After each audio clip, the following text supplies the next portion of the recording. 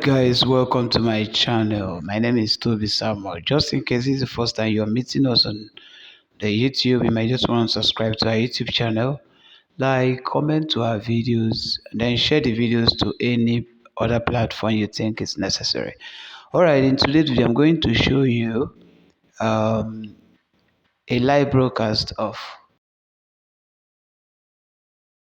My fellow Biafrans, without wasting any of your time, I want you to understand that a lot of questions, a lot of concern are out there on the media, especially from Biafrans, and of course, from those one Nigerianists and the Islamic State, terrorist state of Nigeria, as confusion have entered their camp.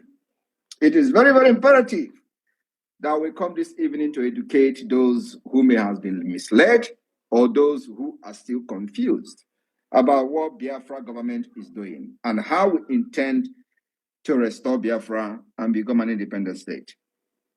My fellow Biafrans, today I would like to start by making references to countries that have done similar things that we are doing today.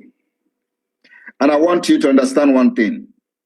What we are doing is restoration of a lost sovereign state. Biafra has been declared in 1967 as a result of injustices, as a result of killing, as a result of the dangerous diversity that the British Empire forced on us. And it didn't work out. So we looked for a solution. The solution was discussed in Abori in Ghana. And the outcome of that discussion gave birth to what is called Abori Accord. Abori Accord was truncated by the same people whose primary purpose was to conquer our land and turn everyone into Islamic State. Upon arrival from Abori, from Ghana to Nigeria, the agreement that was reached, where everybody was happy, was truncated by the same Nigeria under the leadership of Gowon. And they declared war on Biafra. So Biafra needed to defend itself by declaring the independence of Biafra under the leadership of Odomegwu Ojukwu. Just to give you a brief of how far we have come. That led to a genocidal war where Biafra fought against powerful nations of the world. At the end, there was a blockade. Our people did not die because of bullet. They died as a result of blockade through Ambazonia. Today, Ambazonia. So they used Cameroon, and a blockade was enforced, and there was no food coming into Biafra territory. Because then there was no social media. They blocked every media coverage, and nobody knew what was going on. At the end, Cameroon was compensated without the consent of the people using a place called Bakassi. Obasanjo decided that he would fulfill that agreement between Nigeria and Cameroon. So they compensated Cameroon by allowing their border to be used to enforce the blockade of Biafra. And so they gave them Bakassi as a compensation. Not knowing that in 2024, a man called Simon Ekpa will be in Finland, waiting for an opportunity to deal with Nigeria and restore this sovereign state. For the best interest of Biafra people, those survival of that genocidal war. Today it is happening. My fellow Biafrans and friends that are listening this evening, I want you to understand that the reason we are doing what we are doing today in exile is because of the terrorism of the Nigeria state. Nigeria did not and will never give us enabling environment to compete and demonstrate that the people have given them vote of no confidence. So we cannot be on ground to challenge Nigeria. So for that reason, we are in exile and governing our people from exile. We are not the first to have done that. Only different is that our own is peculiar. Because Nigeria as a terrorist state is ready to kill anyone. And especially the leaders of the so-called separatists, as they call them. They are ready to kill, jail, maim, in order to maintain one Nigeria. We have seen in the past how they have killed, maim, and imprisoned without justification other leaders of the Biafra movement. Currently, Mazi Nnamdi Kanu were kidnapped from Kenya, renditioned to Nigeria, and have denied even right to his lawyers. So we that have learned from what has happened to others, we decided that we will unleash everything on Nigeria so that they too will learn the hard way. And that's what God have used many of us to do today. And we have just started. So I want you to understand the history of a country called Estonia. And what did I say? We are restoring a lost sovereign state of Biafra.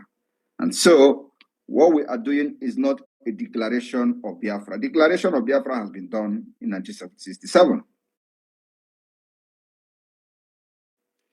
Recognized by many countries. And today, what we are doing is a process to restore the lost sovereign state of Biafra. I want you to underline that. We are restoring the lost sovereign state of Biafra.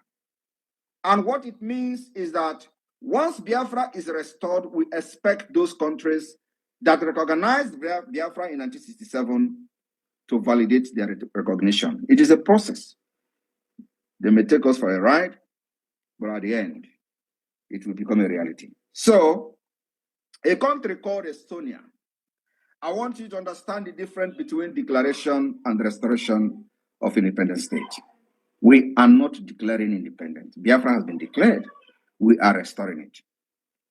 Estonia restoration of independence, legally defined as the restoration of the Republic of Estonia. Estonia is a neighboring country to Finland in the Baltic countries.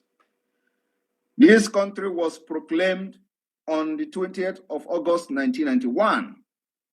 On that day, at about 11 in the evening, the local time, the Supreme Council of the Republic of Estonia, in agreement with the Estonian Committee, the executive organ of the Congress of Estonia, declared the illegal Soviet occupation.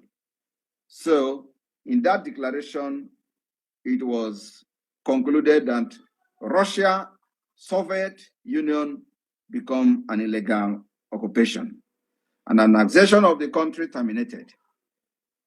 So, and proclaimed the full restoration of independence of Estonia. Underline the word, full restoration.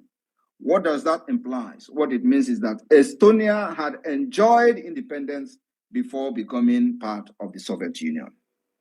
And so they decided to restore their lost sovereign state. In 1990, on March 30th, 1990, the Supreme Soviet of the Estonian SSR adopted a resolution on the state status of Estonia. The resolution declared that the Soviet occupation of 17 June 1940 did not de jure interrupt the existence of the Republic of Estonia.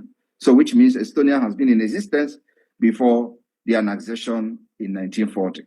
And even as that, they wake up one morning in 1990, after how many years, they say that this particular occupation by the Soviet Union did not de jure interrupt the existence of the Republic of Estonia. Even though they have occupied it for many years, they have come to realize that it did not actually interrupt their existence as a Republic of Estonia. So they wake up that day, it becomes their morning. The Supreme Soviet declared the power, the state power of the Estonian SSR illegal from the moment of its establishment, and it proclaimed the state of transitional period to full de facto independence pending the restoration of the constitutional body of the state power of the Republic of Estonia. Underline it. You can research this by yourself when you have the time. Take time and read. Read. Always do research. Read so that you can be educated, even if you don't go to school, but you know how to read. You can just go and educate yourself. When you hear me say Estonia, go and Google Estonia. Independent. So you can educate yourself. That's how things are done. Don't just listen to me and you don't understand what I'm saying, and then you go. The name of the Supreme Soviet is thereafter translated as the Supreme Council. A week later, the law or the principles of the interim order of administration of Estonia was adopted. The way I am explaining this thing today is the way some people will explain Biafra, what we did to exit Nigeria at the end of the day. It will be documented. It has already been documented as I speak. So, what am I trying to say? What I'm trying to say is that before 1940, Estonia was on their own and was annexed to the USSR, the Soviet Union. And in 1990, they wake up one day and they say, they no do again.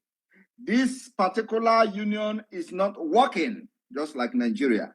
Nigeria was amalgamated in 1990. Today, they thought they have killed everybody. They thought they have used terrorism to put fear on everybody and nobody is talking anymore. Until Simon Ekpa, Mazi Nnamdi Kanu, Owazurike, and the late Odumegwu Ojukwu, these people have touched where it pains the imperialists. Now, that's a brief history of Estonia. I will not go into their 1991 Soviet coup that led to this, all this declaration. Now let us go to another neighboring country to Estonia called Latvia.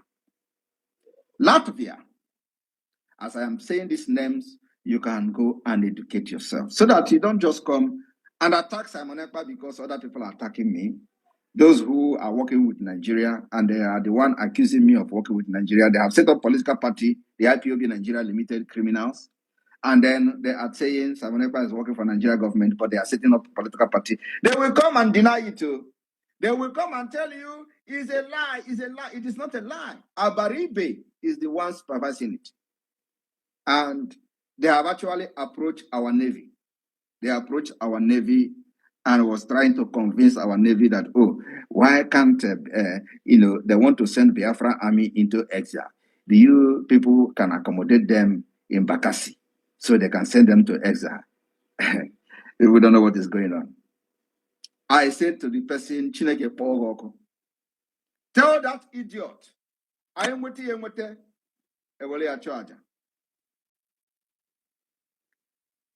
Latvia independence, days of restoration. I want you to underline the word restoration of Latvia independence. It did not emphasize on declaration, but restoration, which means Latvia has actually existed before they joined the Soviet Union. This is a Latvian national holiday, an event being celebrated annually on every May, 4th of May. It marks like other Baltic republics because all these countries are in the Baltic. The restoration of the Latvian Republic Declaration by the Supreme Soviet of the Latvian SSR on the May 4th, 1990. This was the official declaration of the restoration of independence and the actual one that brought the international recognition. They say the actual one, which means there has been a lot of attempted declaration, there have been a lot of attempted freedom. But they say this particular May 4th of 1990 was the actual declaration of the restoration of independence that actually brought recognition to the Latvia.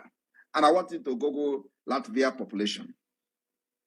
Now, the reason I'm making this is just for you to underline the word restoration. And that's what Biafra government in exile and in the homeland are doing in 2024. Now, fast forward to the international law.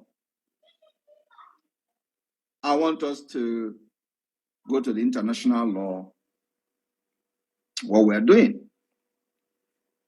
And I would like to make reference to the Montevideo Convention. Montevideo Convention on the Rights and Duties of State.